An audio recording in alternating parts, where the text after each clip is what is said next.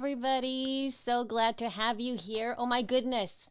Oh my goodness. This is going to be our second to last live event here on YouTube for 2022, which is a little bit kind of crazy because I cannot believe that we are headed towards the end of 2022. So thank you so much for you being here. Hello, Miss Halleck. I really love that you're already showing up. This is so great. So glad to see you here, seeing us here. And we're going to be chatting all about mic basics. And I have one of the most incredible guests coming in to talk all about microphones today. But before I get her in here and introduced, I kind of want to just let you know, if you happen to be interested in anything that we're going to be talking about today, we're actually going to be putting all kinds of links in the description as well as in the chat. So you'll be able to go to all kinds of information that we have going on with that. That's number one. Number two, please make sure that you subscribe to this channel so that you know when we're doing these kinds of live events in the future, because we have all kinds of really lovely plans as well. And we're going to be doing a follow-up Twitter Spaces discussing the same stuff that we've been talking about here tomorrow at 11 a.m. Eastern Standard. So if you do have a moment to head over to twitter.com/Libsyn, and that is Libsyn, and follow us there and look for our little Twitter Spaces in there and follow that. That would be amazing. All right, so that is what I had to say all about, taking care of business here. But now, with me today, I am so excited to have Michelle Levitt from Heil Sound. She's the director of marketing over there, and she has been doing such amazing work in this space for so long, y'all. So long, y'all. I cannot even take it that I'm so excited to be here. Say hello to Michelle Levitt. Yay! Hey guys. Yeah. So I'm so excited to have you here. Thank you so much. So is that so you're the marketing director for Heil Sound, and what exactly is that? It's everything. It's everything. It's everything. I'm in charge of the marketing here at Heil. We do the social media, all the videos we put out. I go to a lot of trade shows. So if you've been to Podcast Movement or Podfest in the past few years, you have maybe seen me.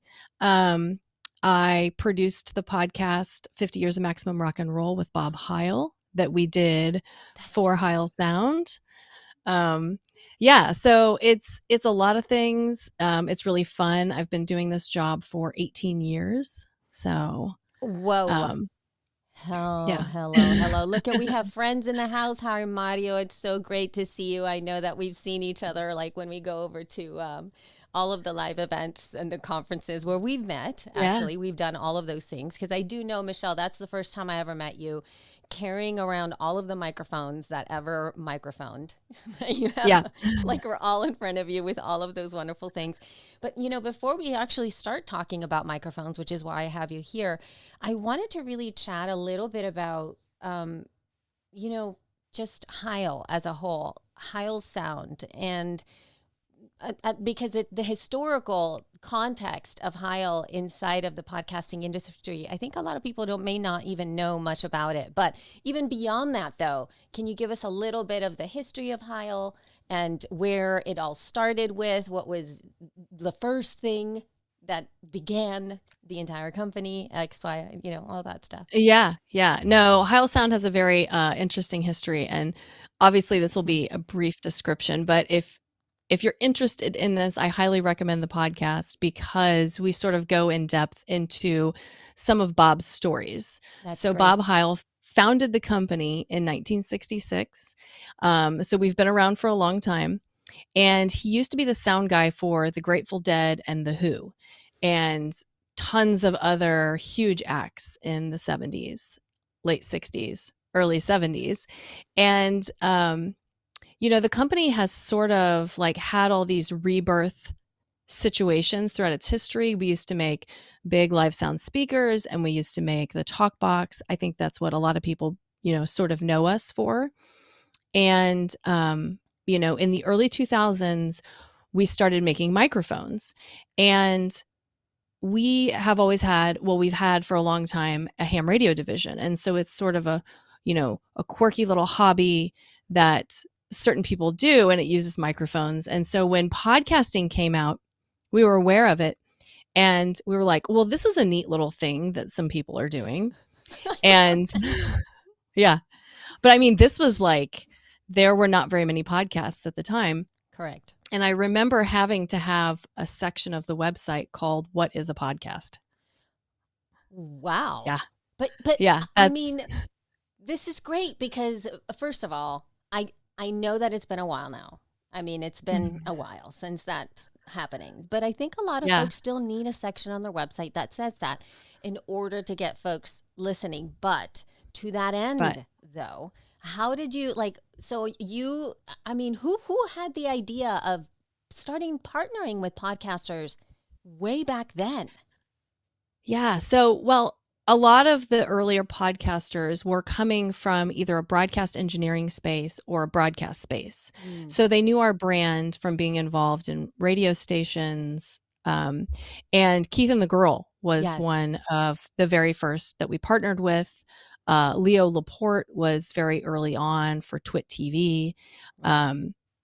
Most people would think of Cliff Ravenscraft as maybe one of like the early adopters, but really he was somebody that found out about it through somebody who found out about it through somebody else. Right. So he was sort of, like it's a little further down than even that. But yeah, to us, it made sense as a medium, and we're not one to sort of judge or shy away from what people want to do in terms of their hobbies or their interests. So we just sort of come to people on their own terms and make products that help them, wherever they might be using microphones. Just love it because that was the first, I mean, I actually just shared this on Twitter as well. The first microphone that I ever bought as a fledgling podcaster was a Heil PR30. Nice. And I have to say, and I think I've told you this story before, but I distinctly bought it purely because it was pink, because there was a special edition pink Heil PR30 microphone. And, I didn't know, which is one of the reasons I have you here. I didn't know what to even get. All I knew is that the Heil brand was the brand to get at that time. It's all I was hearing from anybody who was podcasting at the time. And the Heil PR40 was a little outside of my budget, right? I was just starting out. I was like, that's not going to happen for what I had going on. And so the PR30 came out and I was like, wait a minute, there's a pink edition? Sign me in. And so I got myself that it's amazing. We actually did a partnership with Susan G. Komen for breast cancer awareness. Yep. Sounds a very family focused business. And let's see, I'm going to have to explain this. So my stepfather-in-law is Bob Heil. Okay. So my husband is a second generation owner of Heil Sound, and his grandmother was a breast cancer survivor. So this was something that was important to us on a personal level, and so we decided to make these pink microphones and donate the proceeds to Susan G. Komen Foundation. If you've ever worked with a nonprofit for partnership, things like that, it is very difficult, but it was so worth it, and it made us feel really good about what we were doing. And we like that aspect of our job of, helping people, and just supporting different areas wherever we can. Oh, I love that. Look, we have SBI in the house. I'm so excited. Yay. Love it. I love it. So, so anyway, so why don't we go ahead and get started chatting about some of the wonderful things that we have going on in here. And I think that really parlays us into the conversation about, especially as a beginner, right? I remember, like I told you back in the day, I bought Heil because my podcasting friends told me to do that. Second of all, I bought it because it was cute. And that was about the extent of my shopping know-how, right? And I think as of now, I think that there's a lot of information out there. More brands are coming around, But even when you are looking for a microphone, there is a lot of insider jargon in the pages that I'll think a lot of beginners, or maybe somebody who is looking to buy something for the very first time, might not even know what it is. So I'd love to think about number one, what are some of the first questions that you get from a producer when they're looking to buy a microphone that always come up? And then maybe give me one question that they should be asking that you don't hear being asked. Okay. So one of the first questions people usually ask is whether the microphones are XLR or USB. And that doesn't tell you anything about the functionality of the microphone or really anything other than like the termination point. So that is just not really a question people should be asking. The question people should be asking is whether they're getting a dynamic or a condenser mic. I don't know if you guys, my phone is ringing in here. I'm so sorry. It's all right. No worries. You're like, oh my God, it's ringing. Hey, listen. Yeah, it never rings in my office, so I forget to unplug it. No worries. So they should be asking if it's a condenser or a dynamic, because really that tells you how the microphone functions and in what environment you should be using it. It's kind of the difference in like sneakers and high heels, right? Both are shoes, Yes. but completely different applications. Absolutely. No, this is really great, because so part of it is that I want you all to hear that when you start to shop for a microphone, that's some language that you also need to be paying attention to in terms of the dynamic condenser aspect of it, and knowing obviously there's a reason why you would wear high heels versus tennis shoes in certain situations and vice versa. So you have an opportunity to adjust yourself when it comes to that stuff. What are some things that you view when people like come up to a microphone that you notice? Do you feel that folks are uncomfortable around microphones? They don't know what to do with microphones when they start to choose a microphone? What do they tend to gravitate towards that you've seen? Yeah, the first thing I tend to notice is people will do this. They're this far away. Like, no. Yeah. So most of the microphones you're going to use for podcasting are going to be designed to be spoken to very closely. Right. The reason for that is so that they don't pick up a lot of ambient sounds. So the first thing I notice, if somebody steps up to the microphone and they're a foot away from it, I know they don't know how to use the microphone. Right. So I can tell immediately.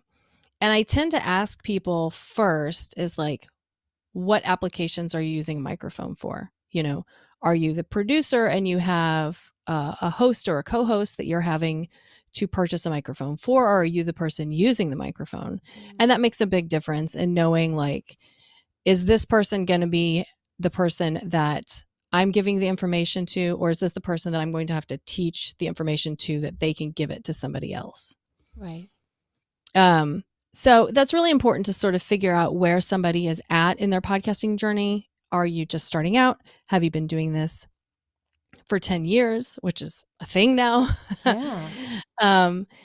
So, you know, just the basics of like understanding and trying to figure out what point they're starting in. When I started working for the microphone business, the only people we talked to about microphones were audio engineers.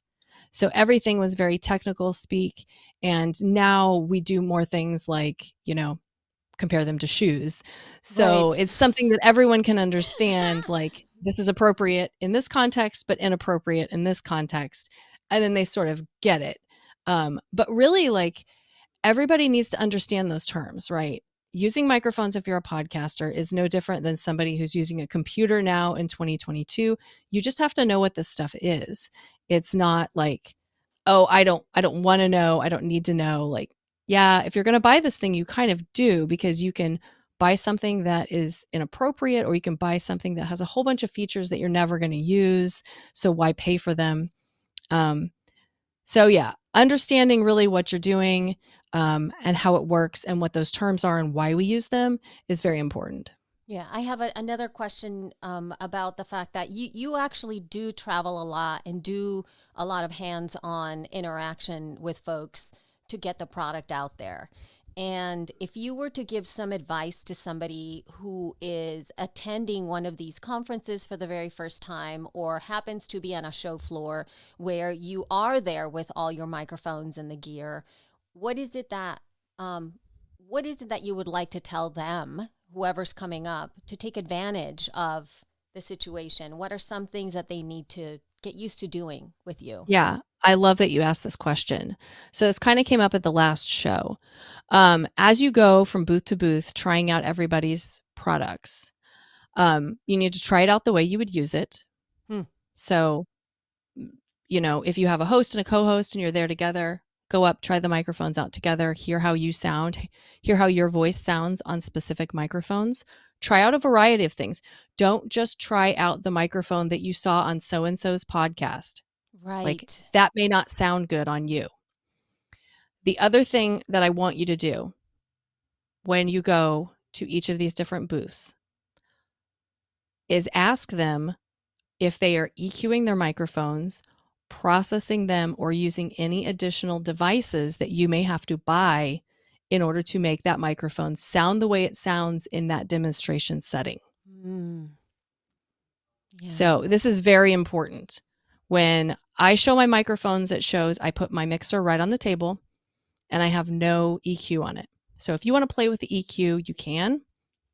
Otherwise, you're able to demo the mics exactly as they will sound coming out of the box when you plug it into anything. Right. So it doesn't matter what you plug it into. That's how it sounds. That's how the microphone sounds, not how the microphone sounds with anything else or tailored to you, just the microphone, because that's what you're buying is just the microphone. So if you're going to a booth where you don't see any of this gear on the table, you don't see a mixer, you don't see a preamp, you don't see anything on the table, just a microphone and it's plugged into a mystery location, you better ask because there could be $1,000 under that table making that microphone sound the way it does. Right. No, that's a great insight. And I do feel that it is very important for all folks to really use those microphones because even when you see us, as you see right now, you have a microphone, I have a microphone. Maybe you listen to a lot of podcasts; they're telling you exactly what the mic is. And part of, I think, the magic of me, like I remember very specifically using, this is the PR30, by the way. I want to correct myself. That pink microphone is the PR20. That's the one that I bought back in the day. This one that I'm using right now is the Heil PR30. And I remember very much talking with you about it. And Jess and I were testing mics and then listening to microphones. And I remember very specifically how much I liked the sound of this one, even versus the PR40. Mm-hmm. And I thought I would have never, like, if I would have just bought based on what people said, I probably would have never bought the 30, right? Right. And so I think that Right. there's something to be said about that Right. before anything else. And Yeah. I use a handheld mic. Most people want a specific Yeah. look for their Exactly. microphone. That's right. That's right. Yeah. It's a podcast, people. It's a podcast. I know, and I get it. You know what? There's something to be said about you just kind of want to make things look real cute with your when you're doing the Mhm. video. But I get it sometimes, but most of the time people cannot see it, so it doesn't really actually matter. Right. But let's go ahead and talk a little bit about some of the vocabulary terms. Yeah. Maybe some of those things. If you do have, let me know if you want me to share a screen here or if you want me to switch anything whenever you're Yeah. ready. I'm not sure. Let's share Yeah. the screen. We'll do Okay. that. All right. Okay, cool. So, let's go over some of the terminology. So we're going to talk about the types of microphones, dynamic and condensers. I see a question in there. People are asking already. Yes. They're excited. Um, polar patterns. These are terms you're going to see. There's a reason you need to know what these are, and how they apply to your microphone and how your microphone will work in your environment based on its polar pattern. Frequencies and EQ. Frequencies are going to be sort of what Elsie was alluding to with how it sounds on a given voice. And we're going to talk about how to manipulate gain and manipulate EQ for your microphone.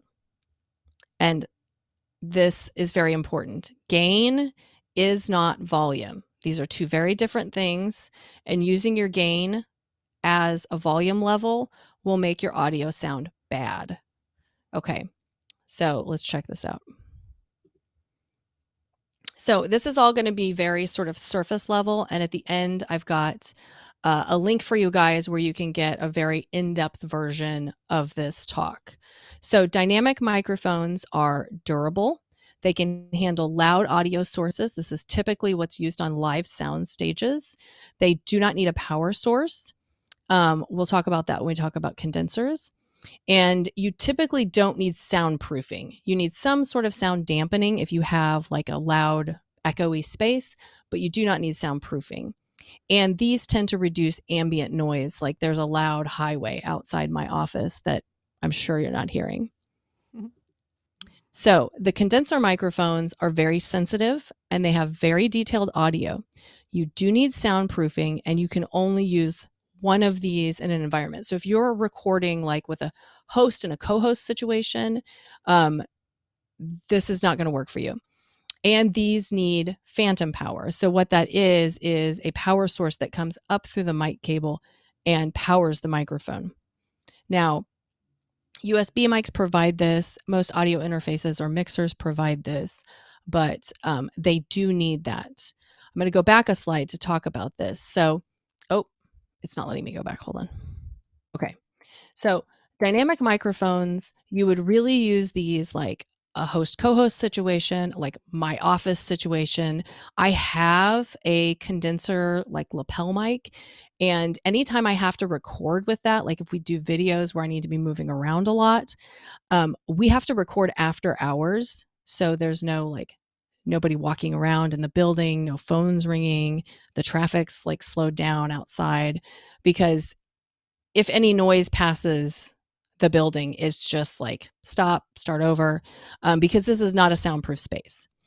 So what you're going to need to do if you do have a condenser microphone, or if you're wanting to get a condenser microphone, you need to know you need to have a soundproof space. Okay. I'm not saying condenser microphones are bad. These are your high heels. Okay. They have a specific application. I've used really expensive condenser microphones in like professional voiceover situations. They can sound incredible, but a word of warning. The first time I used one of these very nice condenser microphones, I'm pretty sure the first words out of my mouth were, I think I can actually hear the hairs on my tongue. Oh my gosh. When we say very detailed, like it can be too much depending on what you're doing. So again, with going to like podcast shows, being able to try out the products, you really need to know what it sounds like, for your voice, and you need to know which environment you're going to use. So depending on application, you could use a condenser microphone. For most podcasters, you do not want this because it is just going to introduce too much noise. If you're recording at home, absolutely don't get one of these. Okay. It is going to pick up your dishwasher, your neighbor's dog. During the pandemic, my neighbor mowed his grass like 3 times a week. No exaggeration. It's just all the time. He was so bored. Poor guy. Yeah. Okay. So if someone tells you you need to do this, they're telling you to use the wrong kind of microphone. This guy's clearly using a condenser in an environment where he should not be using a condenser. If someone tells you to do this, they're not your friend. Don't do this. Okay. So polar patterns. Now, this is a very technically heavy term. Okay. You're going to see these charts on all of our websites. All the microphone manufacturers use these because they're very crucial in explaining how the microphone works. So 0 represents on axis and 180 degrees represents off axis. This is the back of the microphone. This 180 degrees, and 0 is the front of the microphone. So this is what that looks like in practice. This is the PR40. And if you could see through the PR40, this is what its polar pattern would look like. So that tells you that it's going to pick up audio a little bit out of the front sides and the front of it, but it doesn't pick up anything out of the sides or the back. This is important to know for a couple of reasons. One, if you talk into the side of that microphone, it's going to sound like garbage because it's not meant to be talked into the side. So this not only tells you what it won't pick up, it also tells you where you need to use the microphone. So, when you get your microphone home and you're not sure if you need to talk into the end of it or the side of it, this is a good thing to know. Now, we're really going to only focus on 2 types of polar patterns because these are the only 2 that podcasters should really be using. So there's the cardioid pattern that's similar to the PR40 pattern that you just saw. It's going to just pick up right in front of the microphone, right? So if you have a co-host, if you have a guest in your studio, or if you just have an environment that's going to have, a keyboard in front of you or papers shuffling, you need a microphone like this. Now, a supercardioid has a little bit of a spike out of the back of it, but I don't want you to shy away from these microphones because most microphone bodies are going to absorb that spike out of the back. So you're not really going to hear it. It also sort of focuses in the sound and it makes it even more directional, which is a good thing if you're doing something like recording in an environment like I am. My set might look fancy, but I'm in the offices at a manufacturing plant. It's not quiet here. Yeah. Okay, so the frequency response. You're going to see these graphs also. Don't be intimidated by these. This just shows you the range from high to low that a microphone can reproduce. So what you're going to want to look for is you need to see some sort of rise in that 2 to 5K. If that's flat or if it dips, if it's flat, it's going to sound nasally and it's going to sound unnatural on a human voice. So just make sure in that 2 to 5K range, it's going up. That's all you need to pay attention to in terms of what that graph looks like. That's amazing. Now what this tells you though is the low end of the reproduction and the high end of the reproduction. And the lower the end of reproduction, so if it has a lot of low end, it's going to have, so this is the PR40. So for everybody out there that has used a PR40 and they say like, it makes me sound better than I do. See this little bump here? Right here at about 100. I don't know if you can see my mouse, Elsie. Yeah, I can see your mouth. It looks great. So that little bump is a boost in the low end. That's why that microphone sounds like it has a little more bass. The frequency response basically has a built-in EQ curve right there that makes it sound like that warm broadcast sound.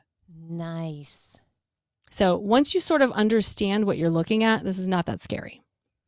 Yeah. And what you don't want to see, you want to see a full range frequency response from low to high. If it doesn't have that low end, it's not going to sound very natural. Okay, so equalization. This is how you manipulate your EQ. So most mixers that you're going to come across, most DAWs, they have some level of EQ that you can use. You can use a 3-band EQ, which is very basic, and most mixers have those. It can get up to like 30, okay, where you're just like manipulating individual frequencies, which is not something you're going to get into. Yeah. But as you can see in that low end here on the PR40, it's got that bump and it makes it sound warm. So if you're looking for your microphone to sound warmer, increase your low end frequency. If your microphone is sounding muddy, decrease your low end frequency. And what would muddy sound like? Like what would that be? Is that like underwater? It'll be a little too, well, it can, yeah. So it'll be a little too bassy. And sometimes that will actually make it sound a little garbled. So to combat that also, so what you can do, these can all be used in combination too. So you have a muddy sound, decrease your lows and increase your mids. That will make your sound more articulate because you're getting into that speech articulation area. That 2 to 5 Yeah. kilohertz is where the human voice is most articulate. So if Okay. it's muddy, decrease those lows, increase that mid-range just a little bit. If it's sounding nasally, this is where that's happening. So decrease that. Now, if you want a little more presence, you can increase the highs. And if it's sounding harsh, you just decrease those. Okay. And this will be in a PDF download on a landing page that I've built for you guys. So you can print this out, have it with you. And I encourage you to just play with these if you're interested in working on EQing your microphone. Yeah, that's so Now, good. Now, hold on one second. So, team, put it in the chat, and then maybe we can put it up into a little comment underneath there, so folks can see where to get that. But we'll share the links as well. Okay, go ahead. Sorry. yeah. Okay. So this is like the most basic mixer image that I can find. And this is to demonstrate the difference between gain and level. Okay. Gain is the strength of your signal going in, and your line level is the volume of it going out. Mm-hmm. So if we manipulate the gain or the signal strength, it will make your microphone start picking up more and more and more and more. When people call us and say, I don't have enough gain in my fill in the blank to power my PR40 or my PR30, the first thing we ask them is, how far away from your microphone are you sitting? Because what they're doing is they're sitting a foot away from their microphone, and then they're increasing the gain to try to pick themselves up. It's a bad idea. This is how you hear your air conditioner kick on and off. It's how you hear like the buzz of your lights. You don't want to do this. It's also going to introduce noise. And if you kick your gain up too high, it can actually start to feedback. If you've ever been to a concert where somebody like cups the microphone, the gain has been turned up and the microphone cannot handle it and it starts to squeal. Yeah. So the line level and the main mix level are two different things. So if you had a host and a co-host, like say Elsie and I were doing a podcast together, we would adjust our line levels so that our audio would match, right? Say Elsie talked louder than I did, and I was very soft-spoken. We would increase her line level to adjust her volume, and or we would decrease her line level to adjust her volume and increase my line level to match. Then the overall volume of the show is the main mix. So that's the whole thing, like the overall sound. And let me say too, the reason you want to have one microphone per guest or host is because you need to be recording in separate channels. If you are not recording in separate channels, you cannot edit things out very well, because inevitably your co-host is going to sneeze or clear their throat into their microphone while you're talking. Yep. It's going to happen. And if you're not recording in separate channels, it's not going to, there's no fixing that. You just can't. So I have a big like expanded version of this talk where I go deep in the weeds. We call it Microphones 101. It's like 20 minutes long. So if you're watching this and you're like, I want to know so much more, or I have a co-host that desperately needs to hear all of this, Oh my God. that video is in there for you guys. We go into like sound treatment, we go into microphone technique, all that stuff. We do have a sale going on right now, so there's a link to the sale, and we're doing a giveaway just through the end of November for a $500 gift card. So there is a place for you to sign up for that if you want to. And I mean, who doesn't want a $500 gift card, right? I mean, come on now. I know. I can't win that. I'm not allowed. Especially with those microphones and whatnot. But yeah, no, this was so very helpful for everybody to see, especially those patterns, because what I have noticed too, even I do have to be essentially like right on this microphone, because the minute that I even just step back, it's like it goes away to such a degree. Isn't that like I'm so impressed by the richness of the sound, but I have to be right on it. It just, there's just no way that I can think that I'm going to be picked up if I'm moving completely away from the microphone, Yeah. to be able to do something like that. Yeah, that was so incredibly helpful. So whenever you're shopping for a microphone, especially even if you do head over to the Heil Sound website and you see a microphone, there generally are product specs, and you get an Mm-hmm. opportunity to check out and now be able to compare with the presentation that you're going to be able to look at and Mm-hmm. see what these things are, so that when you do need to make a choice, you kind of know what you're getting. Yeah. Because a lot of the time we often look at, unfortunately, and I mean, fortunately and unfortunately, we look at price, right? Mm-hmm. Isn't that one of the first things you look at and you're like, oh, that Mm-hmm. is on sale. I want it. It's $50. It's, Yeah. it's time. Right. But there's no other information, but now you're going to be able to make those choices based on some of the stuff that you've talked about. That was like so incredibly helpful. Yeah. Yeah. Yeah. And microphone frequency responses sort of fit people's voices. So Yeah. now if there is an instance where you see somebody and you're like, wow, Elsie kind of sounds like me, and that microphone sounds really good on her, then Yeah. you can sort of go, that's probably going to sound good on me.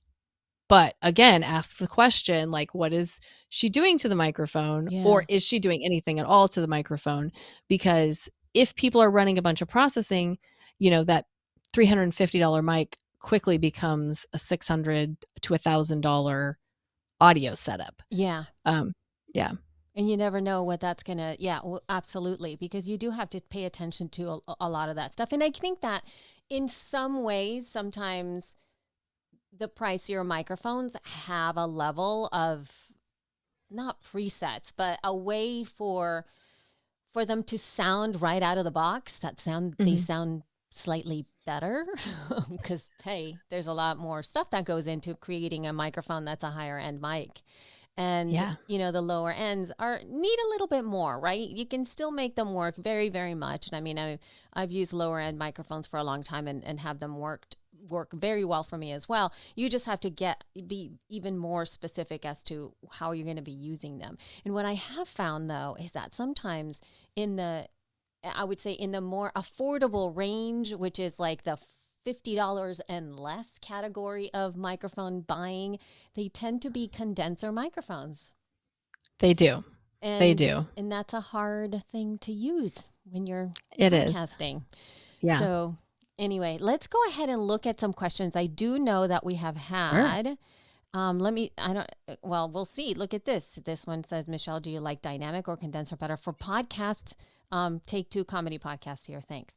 So thoughts. Well, I thanks think for we the can. question. Yes. Yeah, definitely dynamic for podcasters. Unless you have an audio engineer and a studio, a condenser is just going to be disaster for you. You wouldn't Yeah. run a foot race in high heels. So don't use a condenser in your kitchen. For sure. I mean, yeah, and yeah, I think the only time that I've used really condenser microphones has been when I was using the internal microphone of the Zoom digital recorders. Hmm. And I have used those as an external microphone, and they did work very well. Mind you, I was very aware of how I was using them and whatnot, but I was Yes. surprised by the Yeah. sound of them.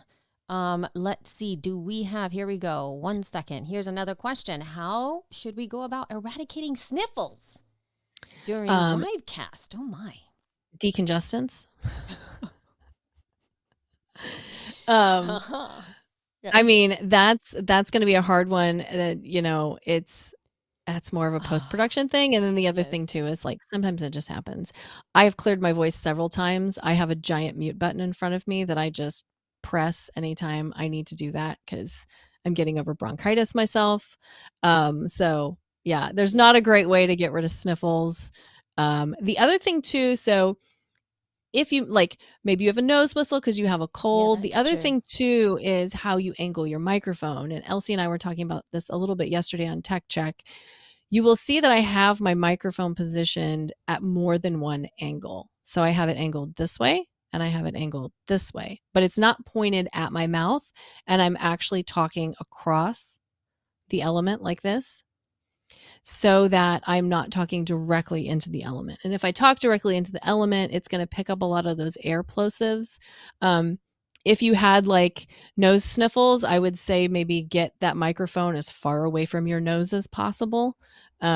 Just being mindful of the mic technique, but maybe have it like under your chin and angled so that it's still picking up your audio really well, but maybe not so much any sound that's coming from your nose. Yeah. I have and he kind of Mark followed up a little bit with what he's talking about, that they're a constant thing, after surgery. And of course we would really love to not have them. I actually agree with you, Mark, just because I have a tendency to do a lot of that as well. And one thing that Michelle just mentioned too is that angle can help, and you will be able to, when you're mind you, and you have to monitor yourself. So that's like the number one thing. It doesn't matter Yes. how you're angled if you can't hear yourself, because what's going to happen is you're going to be able to know when the sniffle is coming, or when the mouth noise is coming, or the words that are hard. Like weren't we talking about plosives yesterday too? That you kind of start to know when the plosives are coming, when that weird thing you do with your mouth comes, when you monitor yourself. So you're able to adjust a look, and you could do it you can turn away, you can move your mouth up and down. I've learned to do a lot of that stuff as well. And unfortunately, it's harder to do that when it's just your show, meaning just you as a solo person, because it's just you. Whereas like if Michelle's talking, I actually, weirdly, this is one of the only times that it hasn't happened to me. Every time I go live, and I don't know why, my nose starts running because I don't have a cold. And then I just starts to feel the drip, and I'm like, oh my God, oh my God. So I have a little Kleenex. And so anytime that I have that happen, if Michelle's talking, I'll mute myself and I'll dab my nose. And that's one of the reasons why you saw sometimes I'll switch channel, like, the way that it looks, because then I can clean my nose and come back on camera, right?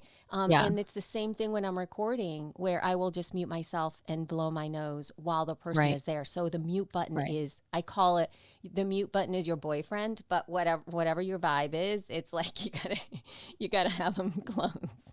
Yeah. So, Oh, I love the mute button. I am a big fan of editing your podcasts in post. I had to yes. record a voiceover thing yesterday, and I had been talking all day and my voice was just not up to it.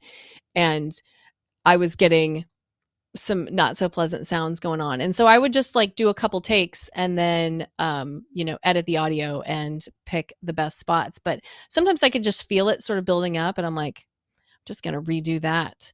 Yeah. And after I clear my voice or, take a drink of water. Yeah, and stopping like that is all the time. We do that for our podcast, The Feed. Rob and I both have times when we are talking, and we can start to sense when the other person just needs to, just clear their throat. Like you're never going to Yeah. get through a lot of that time. It's a different animal when you're streaming like this, because live streaming is a little harder when things like that happen. But there's still ways around it, and you can build things into the production if you want to do with the whole live stream, meaning prep for that stuff. Have a little overlay that comes up, like even if it's 2-second overlay that you can push a button in and it like covers the screen for a second, even if it's just you, just to make sure that you're able to do all of the things that you need to do for that. So Yeah. yeah. Let's see. Does anybody else have any questions for us? Anything that has to do with the whole microphone business? All the things that we have with microphones. Yeah. We'll give them a couple seconds because I know that they had a couple of seconds questions here. And then if not, is there anything that you want us to know, Michelle, that you feel that we still need a little more clarification about? So Or I saw an interesting question here. Somebody asked, what makes a mix sound better with speed up? So like if you're somebody oh, that listens to like 1.5 oh, times, okay, I missed you that. cannot combat for this on the recording end. Like you can't be like, listen to my podcast at 1.5 speed. I've made it for that. Yeah. Because then if you EQ'd your audio for that, it would sound terrible in regular speed. So the funny thing is, when you speed up, you know how it kind of sounds sort of high pitched? Yeah. If you took that out, I don't think you'd be able to understand it, because that's where all that articulation lives. Oh, that's right. Yes. So we make microphone elements specifically for amateur radio, and they sound terrible on purpose. So Oh, it has no low end at all. It's all like mid-range articulation, but the point of it is to be able to cut through a signal so that that articulation can be heard. So that's where that articulation lives, and that's why when you speed it up, it sounds like that. oh my gosh. Well, how about that? Mhm. I had no idea about that. This is also a really cool question. Check this. Oh, this one, should you leave your mic and carry on and place under the not under the plane, but he corrected under check bag or plane on the side beating. That's what he says. Safety. You could, it won't hurt it. I mean, if you have like a $4,000 condenser, I mean, I would hold that in my lap. But any of our microphones, like they go on the road. Like this microphone in particular, we tested during the last Warp Tour, where every location was like Oh. 110 degrees, and then it would get chucked into a road case, not cleaned or anything, taken out the next day and used. So these would be fine. Dynamic microphones are typically more like roadworthy. Yeah. That's why most like live sound musicians use them. So yeah, these would be fine to just, Put him I in. chuck them in my check bag all the time. Yeah, me too. I do put them inside the, like, especially this one, like this one. I still have the little box that it came in, and then the PR20 that I had before had a little like pouch, a little Hmm. baggie. That was really cute with all kinds of foam. Yeah. Like that's Yeah, perfect. You I just would like put it stick it in in some there. like, now granted I have packed a bag too much stuff in it, and then when you've like finally shut the lid and zip it closed, something like pushed in part of a Oh, windscreen. I have done that before. oops. So don't Don't do don't do that. that. Learn from my mistakes. No, no, Don't no. do that. Keep it in the Yeah. bag. Yeah. Well, those are Yeah. good. That was a really great question. So in terms of connection with like any kind of Heil sound, anything at all, are you all on social? Do you have a newsletter? Is there something specific that we maybe even just find you in one of your next shows? Like, what are some shows that Yeah. you tend to go to? Yeah, we'll be at Podcast Movement next year. We're not going to a lot of shows this upcoming year. Mhm. But you can always find us on social media. You can always reach out, send us a message. We do have an email list that we have a great like podcast specific drip campaign that you can sign up for, that's got lots of like tips and tricks. I think pretty soon I'm going to do an like office hack. So Oh, that's great. I have like like sound dampening blackout curtains in my office, but they're like the grommeted ones. And Oh, in between each cool. one, there's one of those loop hangers, and I have moving blankets behind it. So you don't see the moving blankets. It looks like a nice curtain. I mean, when I say I have a 5-lane highway right behind me. Oh my gosh. Yeah, with like semis and stuff that are like, ah, like it's bad. So I do something to treat the window, because the windows are not great. And a lot of sound comes through the windows. So I'm always trying to combat Oh whatever my gosh. random noises, yeah, or That car is so accidents that happen good. out there. Yeah, that is like that's such a smart thing. So if you have, anything that y'all if you're watching this now or later, who knows, cuz this could live for years. Check out the website. Make sure that you Yeah. connect with Heil. I'm sure they're going to be doing all kinds of really lovely things. And if you're considering anything upcoming to up level your podcast, you can always go to heilsound.com/Libsyn and you'll find all kinds of really wonderful information there. If appropriate, maybe you will win a $500 gift card depending upon when you bump along to this right here. Yeah. So, yeah, for sure. So, thank you so much, Michelle. This has been Thank so you. helpful.